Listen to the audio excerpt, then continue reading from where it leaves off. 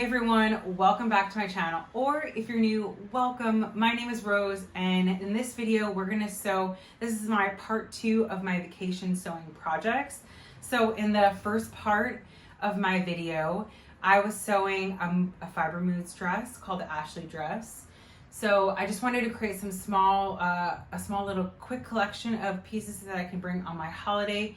We ended up going to Croatia this year, and I wanted some really nice pieces that would be really easy to wear, like beaches and stuff like that. So I created the Fiber Moods in the first video, and then I also did some small alterations.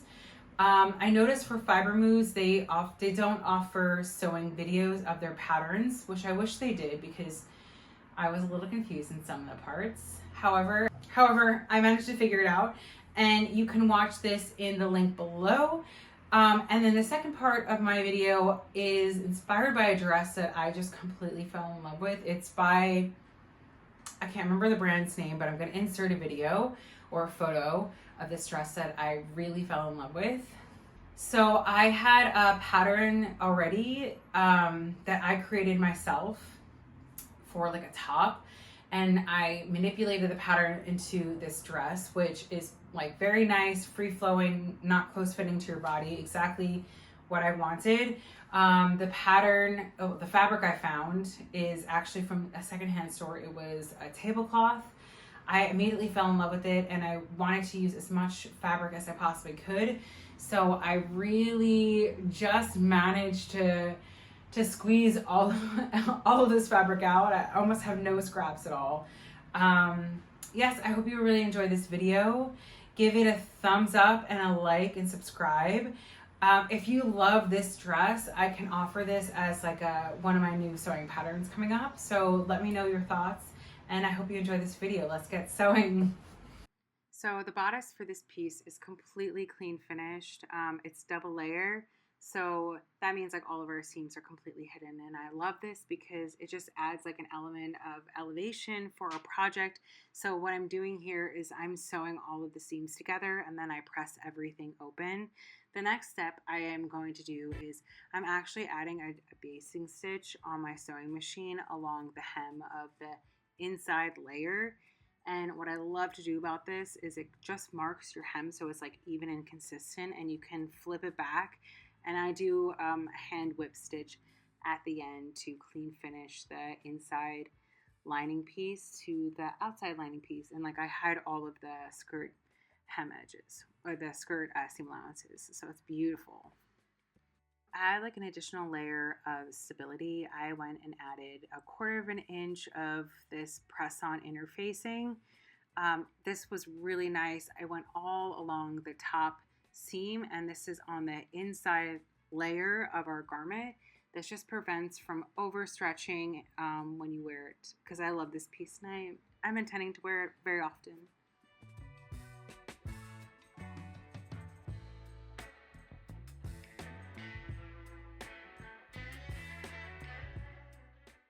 The next step here is I'm just attaching both the inside and outside layer together at the top seam. I'm leaving a little place so that I can insert the straps, and then I'm just attaching everything together.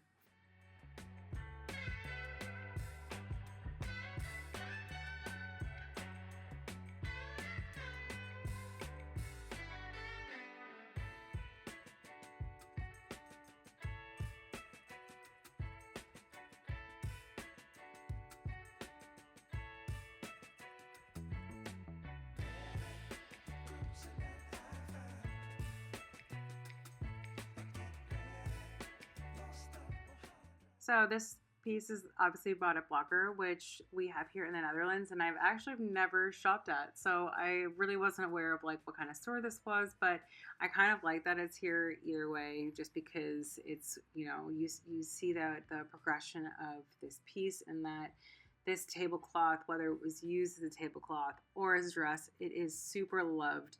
So I tried to incorporate all the previous labels of my fabric that is upcycled into my new clothing. What I'm doing here now is I'm doing an inside edge stitch so that the seam is staying towards so that the seam allowance is staying on the inside of the garment and doesn't roll out. This is just a nice little professional little touch that I always like adding to my garment. And you can kind of see it here above my little woven label, that edge stitching. I'm adding this to the center back seam. There is a seam in this pattern. However, if this is something I'm gonna make again, I will definitely keep this off because we don't need a back seam at all. So it'll just be on the fold.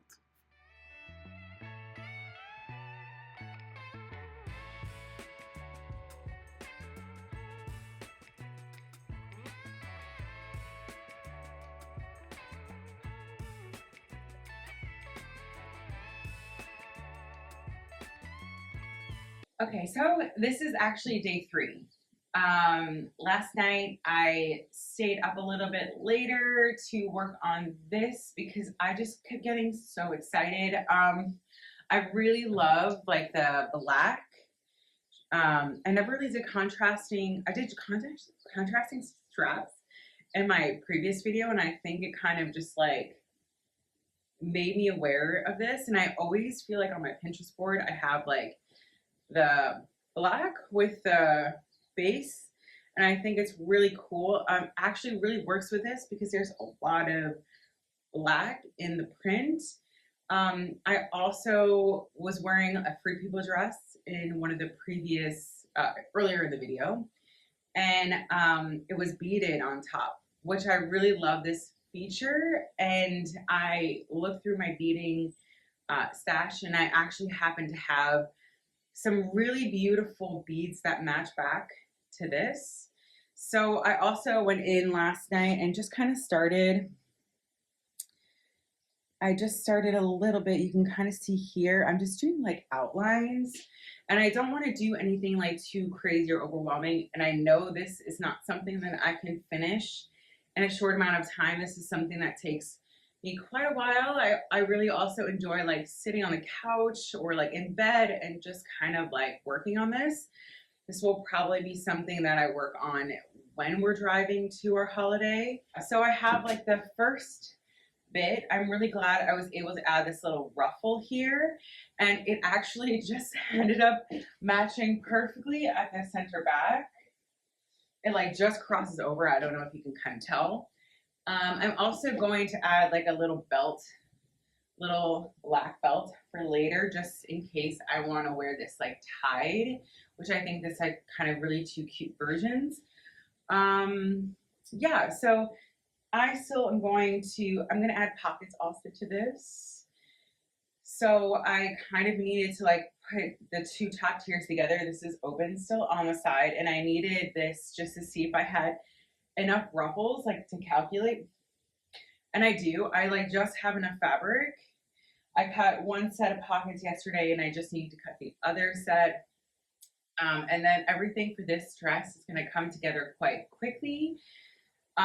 For the beading, so the top tier is 2 layers, but I think what I'm going to do is, instead of attaching the lining to the ruffle, I'm going to actually leave this open so that I can come in and do some beading. It doesn't actually affect the overall appearance, so I can still wear it, which is really cool. So I'm also going to add some really beautiful finishing touches on the inside. Like, I don't have the overlock like I mentioned, but I'm going to go in and add some like really beautiful bias taping, I believe, on some of the seams, so that at least, I don't know, this piece feels really elevated to me, and I just want to keep building the elevation, and I don't want to cheapen out just because I don't have time, because that's not what I create these pieces for. Like, I want to create these pieces so they live in my closet for a long time, and I really love and appreciate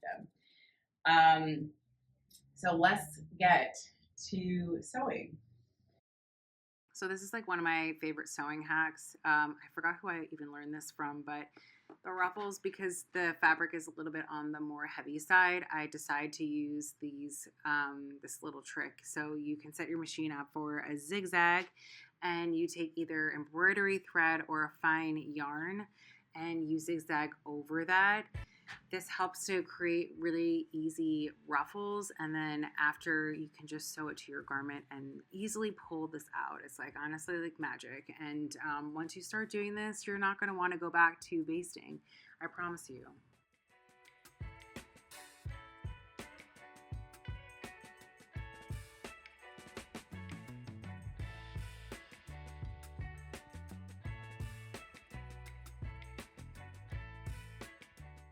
So I'm going in with all of my raw edges on the inside of the garment and finishing them with this bias.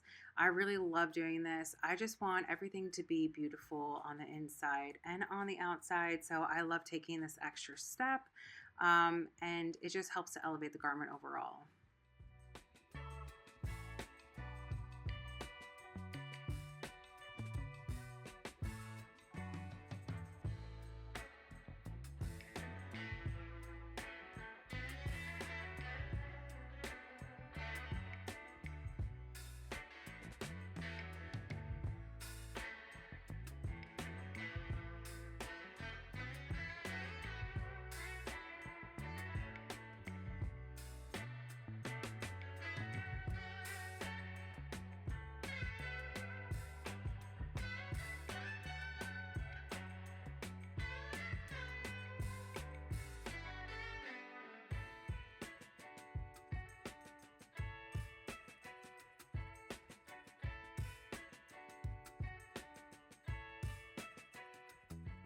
Last but not least, we are making the straps. So I found this black, it's like really thin satiny fabric, and I love the contrasting with the garment.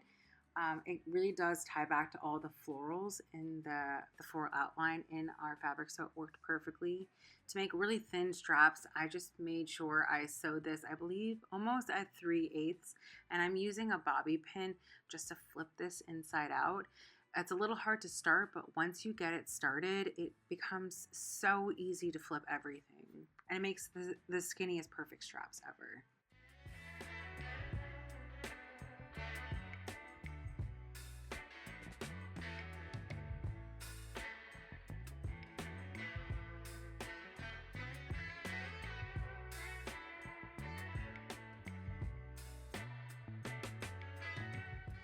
One of the other last parts is I'm just flipping the basting stitch from the inside of the bodice underneath. This is like your little guide. It's going to be even and consistent throughout the whole piece.